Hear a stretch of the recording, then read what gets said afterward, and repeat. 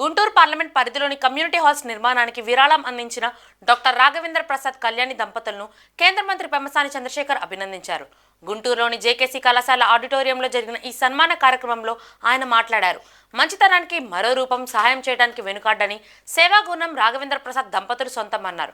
1974లో America వెళ్లి అక్కడ lieutenant కమాండెంట్గా ప్రొఫెసర్గా సేవలందించారని గుర్తు చేశారు.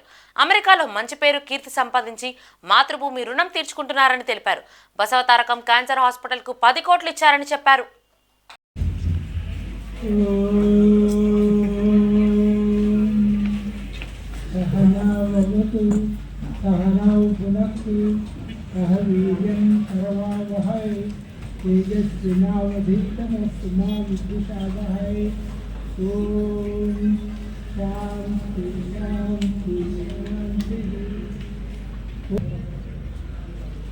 అష్టాదశ పురాణేషు వ్యాసేన వచనం పరోపకారాయ అపాయ పరకే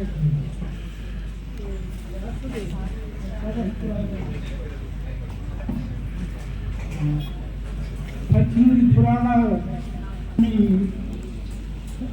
సమ్మరి కింద చెప్పాడు. పరోపకారం పుణ్యాయ పాపాయ పరకేది.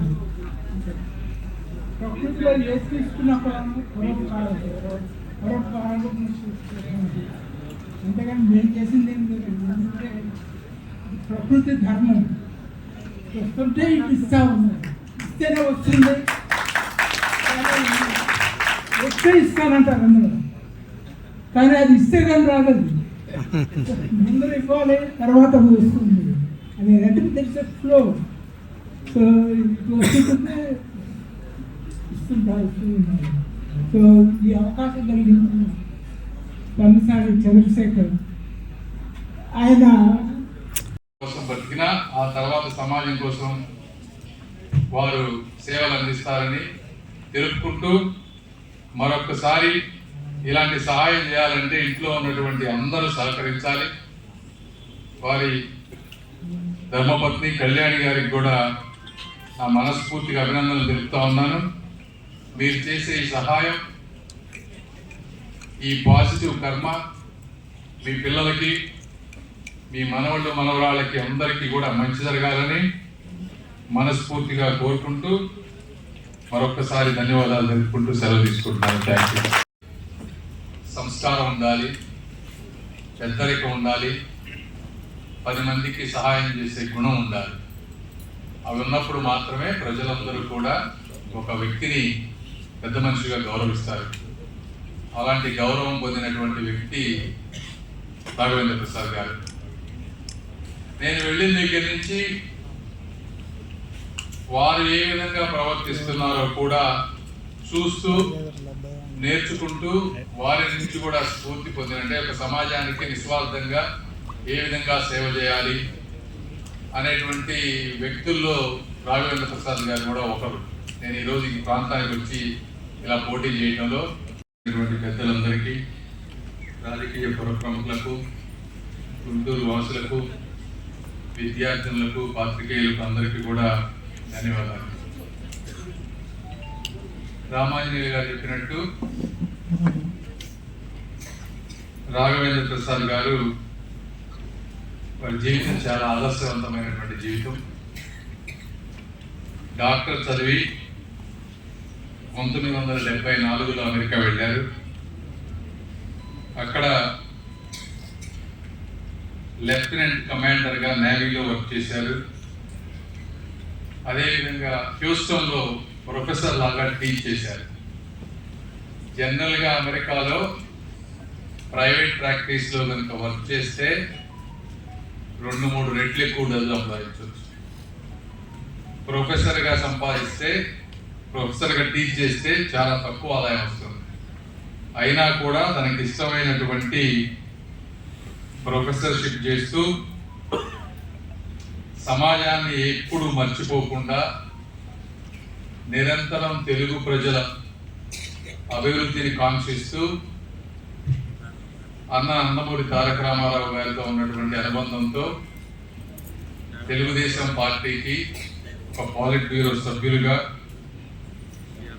అదేవిధంగా ఒక థింక్ ట్యాంక్ లాగా పనిచేస్తూ ఎప్పుడు తెలుగు వారి గురించి ఆలోచించేవారు. అదేవిధంగా అక్కడ ఉన్నటువంటి తెలుగు వారి కోసం తాన అధ్యక్షుడిగా పనిచేశారు. ఇవన్నీ పనిచేస్తా ఉంటే నేను 2010లో టెక్సస్ వెళ్ళాను. అంతకుముందు నేను కూడా వేరే ప్రాంతంలో ఉండేవాను. 2010 అప్పుడు అక్కడ ఎక్కువ తెలుగు కోట్లలో, ఇందులో 6 కమ్యూనిటీ హాల్స్ వచ్చేటప్పటికి బీసీ కమ్యూనిటీస్కి చెందినటువంటివి, 2 ఎస్సీ ఎస్టీలకు సంబంధించినటువంటివి, 1 ముస్లిం కమ్యూనిటీకి సంబంధించినటువంటివి. అంటే అన్ని 9 కూడా గ్రామాల్లో డబ్బులు ఉన్న వాళ్ళు, అగ్రవర్ణాల వాళ్ళకి మంచి మంచి కమ్యూనిటీ హాల్స్ కానీ ఉన్నాయి. ఒకవేళ లేకపోయినా కూడా వాళ్ళు బయటకు వెళ్ళి ఇంట్లో పిల్లల ఫంక్షన్స్ కానీ ఏమైనా చేసుకునేటువంటి స్తోమత ఉంటుంది. వీళ్ళకి అలాంటి స్తోమత ఉండదు కాబట్టి పర్టికులర్గా ఇలాంటి కమ్యూనిటీస్కి ఇలాంటివి మనం పెడితే డెఫినెట్గా వాళ్ళకి మంచిగా ఉపయోగపడుతుంది అనేటువంటి ఉద్దేశంతో ఈ ప్రాంతాలను ఎన్నుకున్నాం. ఇవన్నీ కూడా అక్కడ ఉన్నటువంటి ఎమ్మెల్యేలు, పార్టీ నాయకులు డిసైడ్ చేసినటువంటి ప్లేసెస్. ఒక్కొక్క కమ్యూనిటీ హాల్కి వచ్చేటప్పటికి 35 నుంచి 40 లక్షల రూపాయలు ఖర్చు అవుతుంది.